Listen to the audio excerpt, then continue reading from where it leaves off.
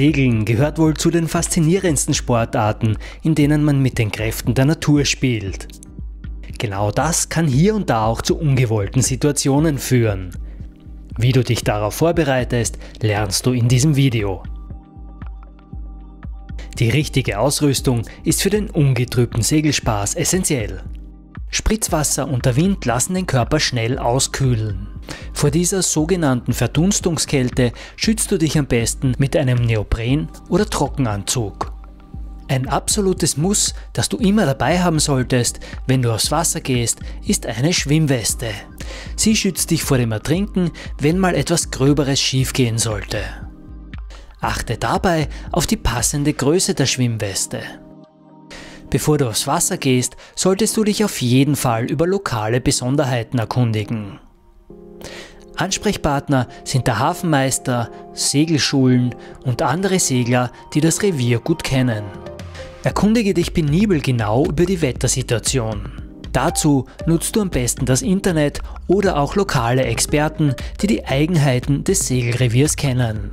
Informiere dich, welche Anzeichen es für Stürme und drohende Unwetter gibt.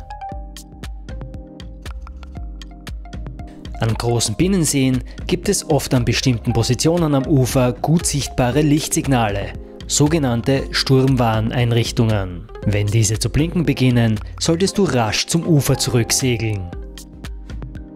Im Zweifelsfall ist es überhaupt besser, an Land zu bleiben. Gewitter sind für Segler ein Sicherheitsrisiko. Sie kündigen sich meist durch drückende Schwüle, starken Dunst und weißlich-blauen Himmel an. Außerdem bilden sich vor einem Gewitter hoch aufgetürmte Haufenwolken, sogenannte Cumuluswolken. Bei einem herannahenden Gewitter soll so rasch wie möglich ein sicherer Schutzhafen angelaufen werden.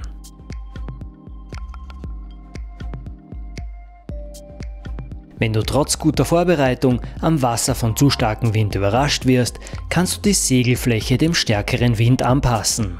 Das Großsegel kann eine Handlänge abgesenkt werden. Dadurch ist der Druckpunkt tiefer und das Fahrverhalten bei Starkwind besser. Wenn der Wind zu stark wird, kannst du das Großsegel komplett abnehmen und am Boot sichern. Für eine bessere Rückspannung bei Starkwind kannst du auch das Großfall mit der Großschot verbinden und leicht anspannen. Nun kannst du mit dem Vorsegel alleine weitersegeln. Solltest du regelmäßig bei sehr viel Wind segeln, dann empfehlen wir dir Starkwindsegel. Diese weisen eine kleinere Fläche auf und sind daher bei hohen Windgeschwindigkeiten noch gut zu kontrollieren. Damit du dein Boot nach einer möglichen Kenterung rasch ohne fremde Hilfe wieder aufrichten kannst, empfehlen wir dir eine Kenterschutzboje, die am Mast befestigt wird. Diese verhindert, dass das Boot durchkentert, indem das Masttop am Wasser schwimmt. Übe am besten das Aufrichten nach einer Kenterung ein paar Mal im Uferbereich, damit du im Falle des Falles gut vorbereitet bist. Wie du den Katamaran nach einer Kenterung erfolgreich wieder aufrichtest, siehst du im Video Richtig kentern.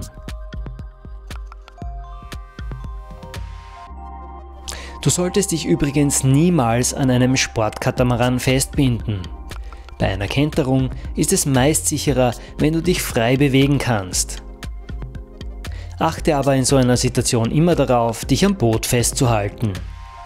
Solltest du trotz guter Vorbereitung Hilfe benötigen, kannst du dies mit der sogenannten müden Fliege signalisieren. Dazu bewegst du deine Arme halbkreisförmig links und rechts vom Körper. Es gibt Situationen, bei denen es hilfreich ist, wenn das Segelboot in einer ruhigen und stabilen Lage am Wasser stehen bleibt. Dies erreichst du mit dem sogenannten Beidrehen.